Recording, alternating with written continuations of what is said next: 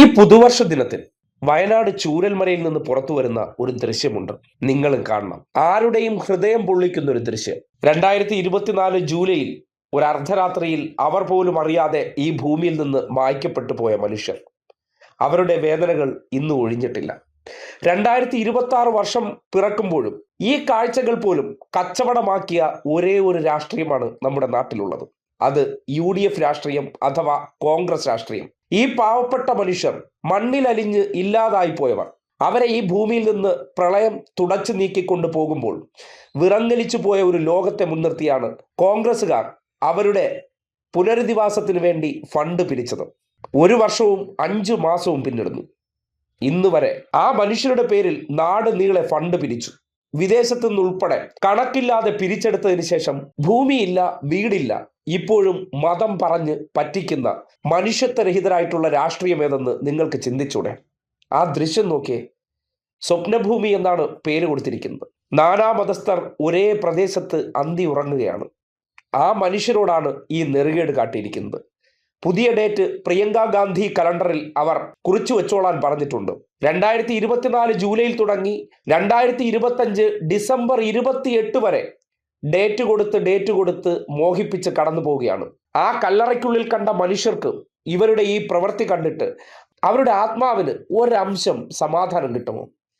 അവരുടെ പേരിൽ ഈ പിരിവെല്ലാം നടത്തിയിട്ട് വഞ്ചിച്ച് പുട്ടടിച്ചവർക്ക് ഈ നാടിന്റെ രാഷ്ട്രീയത്തിൽ പിന്നീട് സ്പേസ് ഉണ്ടാകുന്നു എന്ന് പറയുന്നത് എന്ത് തരം നീതികേടാണ്?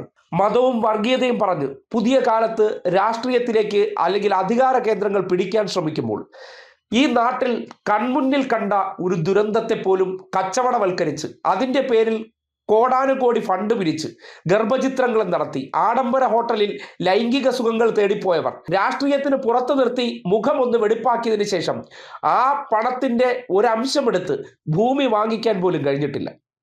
എവിടെ ഭൂമി എന്ന് ചോദിക്കുമ്പോൾ അഡ്വാൻസ് കൊടുക്കാൻ പോകുന്നു എന്നാണ് പറയുന്നത്. കുറച്ചു കാലം ഞങ്ങൾ പ്രളയം പോലും ഉണ്ടാകാത്ത സംരക്ഷണ ഇടം തേടുകയാണ്. അത് എവിടെയെന്ന് ചോദിച്ചപ്പോൾ ചന്ദ്രനിലായിരുന്നു. ചന്ദ്രനിലാകുമ്പോൾ പ്രളയവും ഇല്ല, മറ്റൊരു ശല്യവും ഇല്ല. അവിടെ ഇവരെ പുനരധിവസിപ്പിക്കാമെന്നാണ് കരുതിയിരുന്നു തോന്നുന്നു. അതിനുശേഷം ഇപ്പോൾ കാട്ടാനകൾ ഇറങ്ങുന്ന ഏതോ കുഗ്രാമത്തിലെ വനഭൂമി പോയി തപ്പിപ്പിടിച്ചുകൊണ്ടുവന്ന് റിയൽ എസ്റ്റേറ്റുകാരുമായി കച്ചവടം പറഞ്ഞ് ഉറപ്പിക്കുന്നു എന്നാണ് അറിയാൻ കഴിയുന്നത്. ഈ പുതുവർഷം കടന്നു പോകുമ്പോൾ ഈ പുതുവർഷ രാവിൽ അവരുടെ കുഴിമാടങ്ങളിൽ പോയി ആദരവർപ്പിച്ച് ബന്ധുമിത്രാദികൾ ചെയ്ത പ്രവർത്തനങ്ങൾ, ആ ഒറ്റപ്പെട്ടു പോയ മനുഷ്യരോട് ഈ നെറുകേട് കാട്ടിയവർ, അവർ മനുഷ്യരാണോ? രാഷ്ട്രീയത്തിൽ അധികാര കേന്ദ്രങ്ങളിൽ ഇരിക്കാൻ അർഹതയുള്ളവരാണോ? പറഞ്ഞാൽ പറഞ്ഞതുപോലെ ചെയ്യണ്ടേ?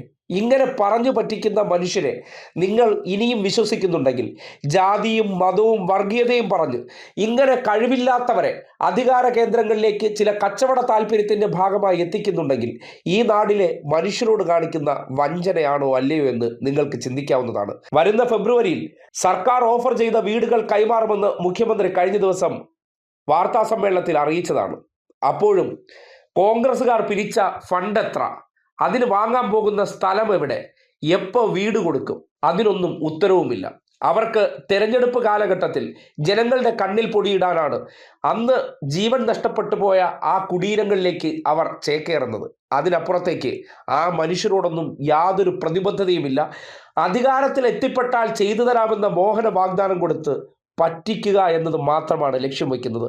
ഈ നാട്ടിൽ നല്ല കോൺഗ്രസുകാരുടെ, മനുഷ്യത്വമുള്ളവരുടെ പണം പിരിച്ച് പുട്ടടിച്ചവർ അധികാര കേന്ദ്രത്തിലെത്തിയാൽ ഇവർക്ക് ചെയ്തു കൊടുക്കാൻ പോകുന്നത് ശരിയായ രീതിയിലാണെന്ന് ഈ നാട്ടിലെ മതം തലയ്ക്ക് പിടിക്കാത്ത മനുഷ്യർ ചിന്തിക്കുകയാണെങ്കിൽ ഒരു കാലത്തും ഇവർക്ക് ആ അധികാര കസേര ഈ നാട്ടിൽ ഇനി ലഭ്യമാകാൻ പാടില്ല എന്നുള്ളതാണ് യാഥാർത്ഥ്യം. പക്ഷേ പലർക്കും പല താല്പര്യങ്ങളുമുണ്ട്. ആ താല്പര്യങ്ങൾ അടിച്ചേൽപ്പിക്കാനാണ് ഇത്ര ഗുരുതരമായ വീഴ്ച ഇവർ വരുത്തിയതിനു ശേഷവും അതിനെ ന്യായീകരിക്കാനും ഇവരെ എടുത്ത് തോളിൽ വയ്ക്കാൻ പോലും ചിലർ തയ്യാറാകുന്നുണ്ടെങ്കിൽ, ഇതുപോലും ഒരു കഴിവുകേടായി കാണാതെ അവരെ ഉയർത്തിക്കൊണ്ട് നടക്കുന്നുണ്ടെങ്കിൽ അതിന് പിന്നിൽ ചില താല്പര്യങ്ങളുണ്ടെന്ന് ഈ നാട് തിരിച്ചറിയണം.